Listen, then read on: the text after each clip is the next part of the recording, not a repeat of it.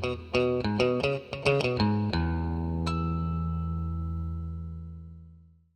and welcome to another one of our videos. Today we're going to be doing a battery terminal replacement on my 2011 F250. Same process should apply for any of this generation of F250 and really any of the vehicles that have a crimped on battery terminal onto the factory wiring. What I'm going to be doing is replacing the terminals with these Moroso part number 74098 terminals. These are nice solid billet terminals with all the hardware and whatnot that we need to install them, of course, as well. And the reason I'm doing this is because my factory ones were so corroded by a leaking battery from the previous owner of the vehicle that there's not really much left of the positive one. The negative one's not in very good shape either. So I'm going to end up doing both of these on this truck. With that, I'll take you over to the engine bay and show you how we're going to get started, and we'll move through the process together. All right, so here we are on the battery. You can see the negative terminal here. It's intact, but it's not in the worst shape. The positive one, I'll show you in a second once we get it loose what this one looks like, but you'll see the reason why I'm replacing this. First step in the process is going to be getting the terminals disconnected. Of course, we're going to start with our negative terminal here. Crank this guy loose. Pop it off. Get it tucked somewhere that it won't pop back up onto the battery terminal here. And then I'm going to go ahead and cap this terminal off before I move to the positive one, and then we'll get the positive one disconnected and you'll see the carnage on the positive terminal here. Alrighty, so you can already kind of see what's going on with this positive terminal. 8mm socket, just like the negative one, is what's going to get us loose here. And then we'll pop this guy off. So this terminal has actually been aggressively cleaned by me, but you can see we're totally worn through here. Obviously it's caked up with corrosion, and you can see the split with my finger and glove showing through there. It's all split all around here. Half the darn bottom is missing down here. It's certainly overdue for replacement at this point. So again, just like with the negative side, I'm going to go ahead and cap the positive side here. I'm also going to clean this up and wipe off the corrosion that's kind of dropped in place here. And we'll move on to getting the positive terminal removed, and then some progress from there forward, getting the new one installed and into place. Alrighty, so you can see we've got the terminal here disconnected. Again, battery capped, so we're safe. Nothing's connected on either side now, so we should be good to go. And first step in getting this thing off is kind of getting everything unraveled and disconnected. So we've got a 10mm nut here on the top of the factory terminal. Take that guy off. We've got a ring terminal here. This guy right here, we're going to be able to clean up, and this is going to be salvageable, which is great. We're not going to have to recrimp anything or anything like that here. It's got a little bit of corrosion buildup, but that's not too bad. That'll be savable. We'll tuck that down there, back and behind. The new terminals have plenty of spots to connect accessories to, which is one of the pluses of throwing in an aftermarket terminal too. We're going to be able to throw a subwoofer or something like that on even easier onto the vehicle, as opposed to how it would have been. And you can see we've got the factory terminal and cap and everything, battery cap and whatnot here. Or I should say factory wire, factory terminal, and the cap for the terminal. So you have two options if you're fixing this. You're going to go the route that I'm going, or you're going to go the route of either crimping on a new terminal or replacing the whole darn wire. On some vehicles it's really easy. The wire just runs down to one or more places, and you're able to pull it out. In this case, it's part of the main harness, at least for the charging system and whatnot, that goes to a number of different spots. So that's why we're going to do a repair instead of a replacement. So we've got some tape here that is taping up the end of some heat shrink. What I'm going to do is slit this heat shrink off, and we're going to look at this crimp connection. My plan is to unfold this crimp connection and not have to cut back this wire much, if at all. And if that's all goes according to plan, we're going to have the maximum amount of length, because you can see we don't have a ton of it to get up here and reach the battery. So we're going to have the maximum amount of length, and hopefully the amount of length that we need to get a ring terminal crimped onto here, so we can get that reaching the new terminal, and everything will be fat, dumb, and happy at that point. So I'm going to go ahead and do a little bit of dissection here, and we'll move on with where we get to.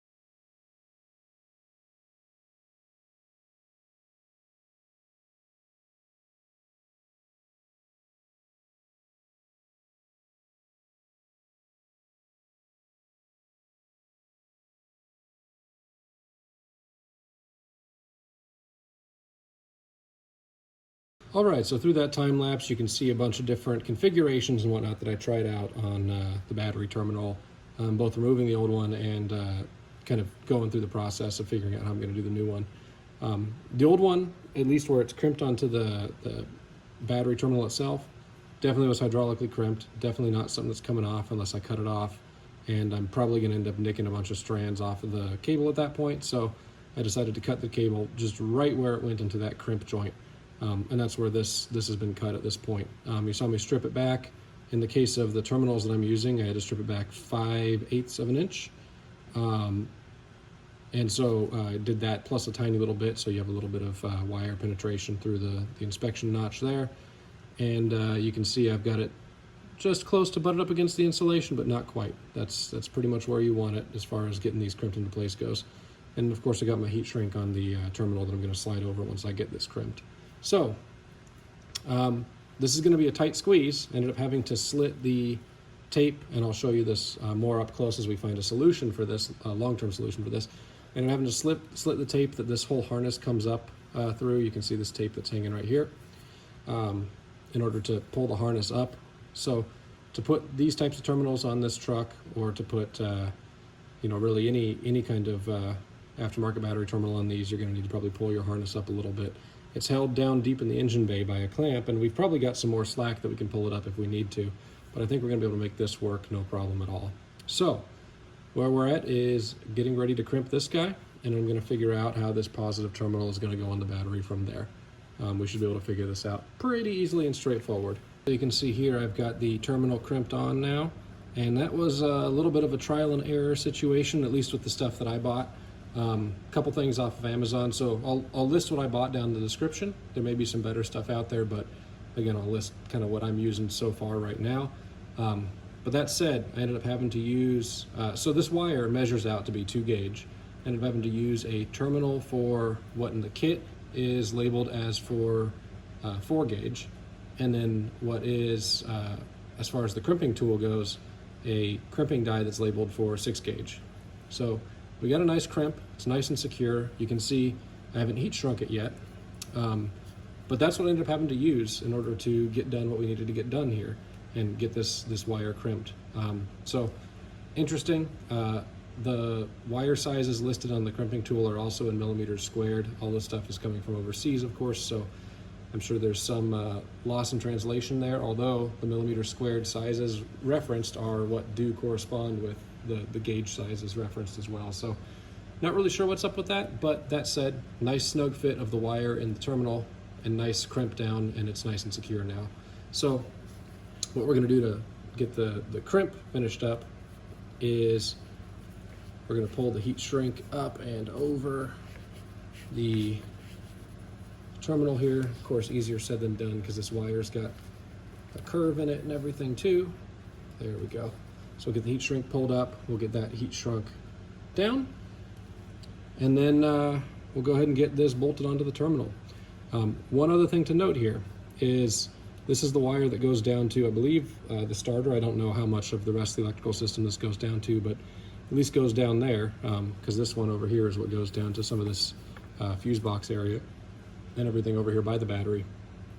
That said, I was only able to use, with the kit that I have, a 5/16 hole terminal here, whereas the main battery post on the terminals that I bought, the actual Moroso battery terminals, are 3/8. There are provisions for several 5/16 attachment points, so I'll use one of those. We'll see how things go. If worst comes to worst, I should be able to enlarge this to 3/8 and utilize it from that point forward as well. So I'm going to go ahead, like I said, get this heat shrunk, get this all cleaned up, and then we'll move on to getting the terminal in place and getting everything buttoned back down. Alrighty, so you can see here we have the new terminal installed, and I'll run you through kind of what I did. So we talked through the crimping process. Obviously you can see I've got the heat shrunk down now. This is the optimal position for this terminal. So what I did, you can see this comes up and runs a nice curved radius right into the battery terminal with the ring terminal there. And so what I ended up having to do was bend the ring terminal down a little bit and get it to curve with that radius, just to make sure that we've got everything sitting nice and happy. what I also had to do was go down here where we've got the engine wiring harness coming up, loosen that clamp, pull up the harness a little bit, and then crimp it back down with a pair of pliers. So you can reach around on the other side actually through the wheel well and open that clamp up. You're able to move the harness up and down in it then, and I crimped it back shut in order to get this dialed in and happy. And so with doing that, what I ended up with was a little bit of extra slack up here and just enough to be able to then tie the harness back to the factory point here. This was all wrapped with tape and everything. I typically zip tie these back into place just so they're a little bit more serviceable and not covered in nasty goopy tape. And then you can see we've got this factory kind of strain relief here. It doesn't really relieve much in the way of strain, but you can see it's molded to the two different wires that come out of here. One's the positive and then one's the negative right here. And then we make our way back here.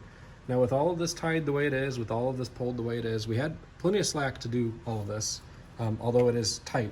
If you were to cut and crimp again, you probably wouldn't have enough battery cable, so you'd have to splice or something along those lines. But that said, with how we are right now, we can freely pull the battery terminal off, freely reinstall it. Right now this is just barely snugged down, but that's good. We're gonna be super good to go at this point with this sitting where it is. So our last step is kind of getting everything buttoned down on the positive side, and what that entails is basically putting Loctite on our bolts, screwing them down into place and bolting them down into place, I should say. And we've got this other ring terminal, remember from our fuse box, that we've got to secure down too. So this guy I think I'm going to loop down under the ground wire here and connect it right here. It's a 1/4 inch hole for a 1/4 inch bolt, and there's a nice 1/4 inch free hole right there.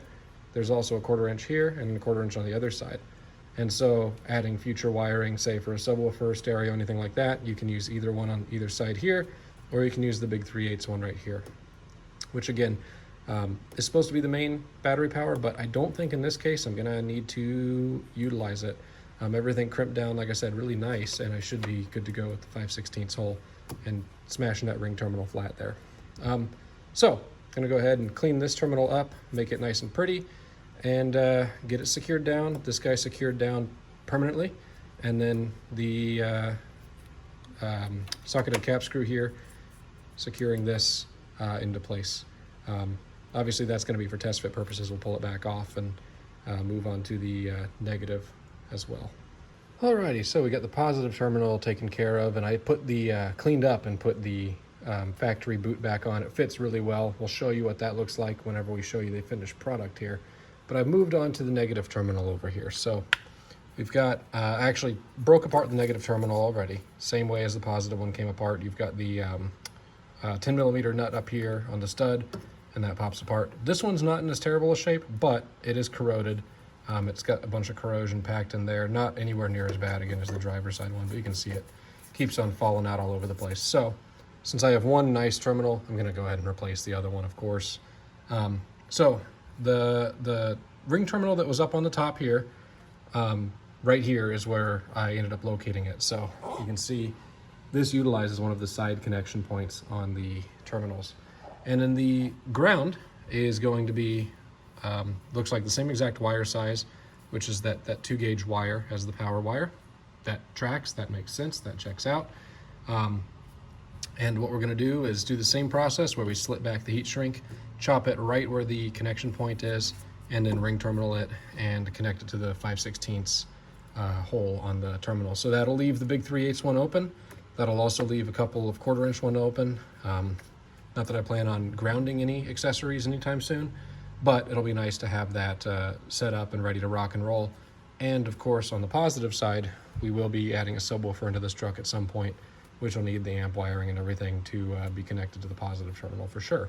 So we're gonna go ahead and start working through that process, time lapse whatever we can, and we'll circle back whenever we have some progress.